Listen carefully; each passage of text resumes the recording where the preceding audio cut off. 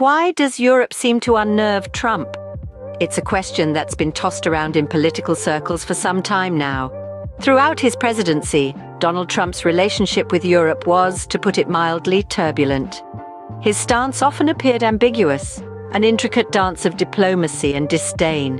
We saw instances where he praised European leaders one moment, only to criticize them the next.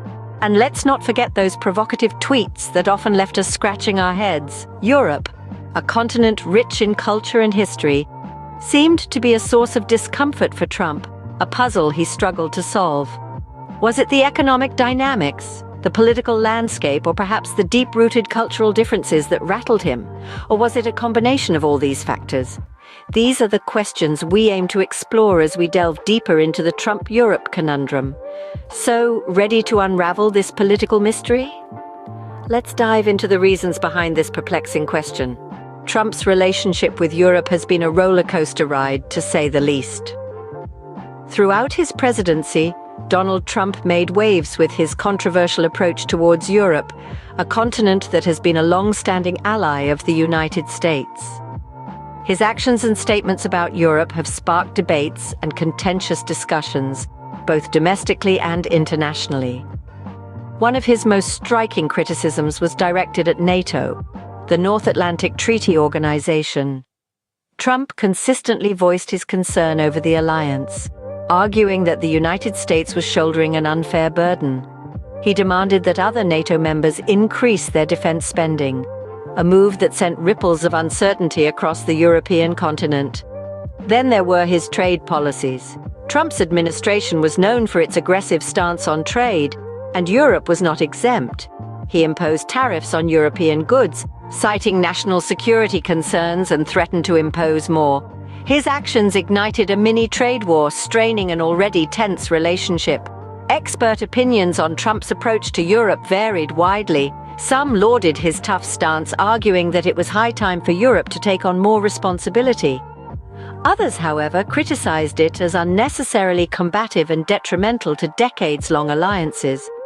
His stance towards Europe was also marked by his withdrawal from international agreements, such as the Paris Climate Accord, causing further tension.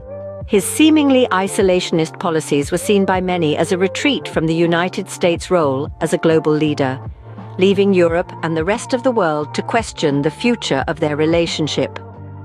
Despite the controversies and criticisms, Trump remained steadfast in his approach towards Europe. Whether this was a strategic move to protect American interests, or simply a reflection of his personal views, is a subject of ongoing debate. But what is it about Europe that seems to frighten Trump?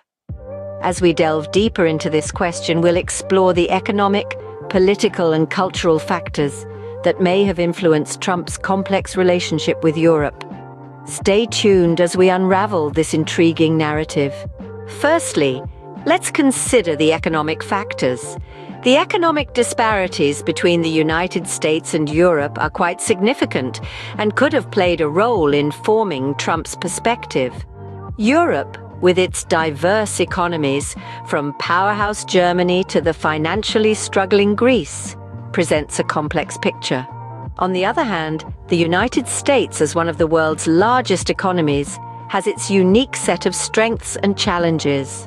One notable event was when European stocks were edging higher ahead of the UK budget announcement and Powell's Congress testimony.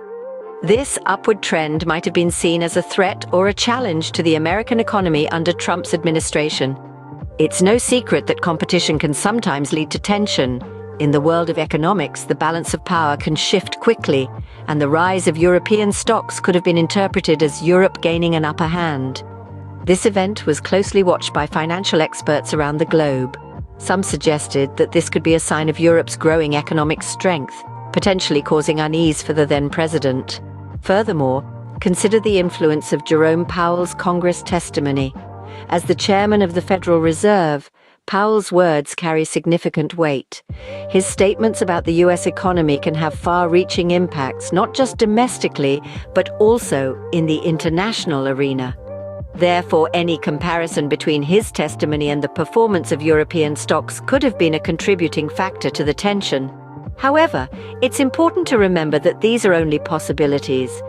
Economic competition is a part of global politics, and it's not unique to any particular administration or leader. It's a game where fortunes can change rapidly, and perceptions can be as impactful as the hard stats. So, economic competition could be one reason, but is there more to the story? Next, we turn our focus to the political factors. The political landscape during Trump's presidency presented a stark divergence between the United States and Europe, often leading to contentious relations. This divergence was amplified by Trump's approach to international diplomacy, which was noticeably different from his predecessors. One of the significant areas of disagreement was Trump's opposition to certain European policies. For instance, his stance on climate change starkly contrasted with the European Union's commitment to combating environmental issues. While the EU proposed ambitious climate targets, Trump's administration withdrew the US from the Paris Agreement, creating a rift in international environmental policy. Another point of contention was Trump's support for Brexit. This was a departure from the traditional US stance of supporting European integration. Trump's backing of the UK's departure from the EU was seen by many as a symbol of his broader skepticism towards multilateral institutions, further straining transatlantic relations. But it wasn't just about disagreements on policies. Trump's unorthodox approach to diplomacy also played a part. His tendency to communicate policy decisions via social media platforms often caught European leaders off guard, leading to uncertainty and tension. Expert opinions vary on the long-term impact of these political differences. Some believe that the damage done to transatlantic relations during Trump's presidency could take years to repair, while others argue that the shared values and interests between the US and Europe will help overcome these differences. Evidently, political differences also play a significant role, but there's another aspect we haven't touched upon yet. Finally, let's explore the cultural and social factors. These are the subtle yet powerful undercurrents that shape the relationships between nations and leaders. The cultural and social differences between Europe and the United States, for instance, have had a significant impact on Trump's views and perceptions. Trump's stance on immigration is a prominent example. His policy of tough border controls and reduced immigration contrasts sharply with the more open-door policies seen in many European nations. His comments about certain European countries, often controversial, reflect a divergence of social perspectives, further widening the Atlantic divide. Trump's apparent preference for nationalist policies also sets him apart from the more globalist outlook that's common in Europe. His America First doctrine, emphasizing national self-interest, has often been at odds with the European emphasis on international cooperation and collective action.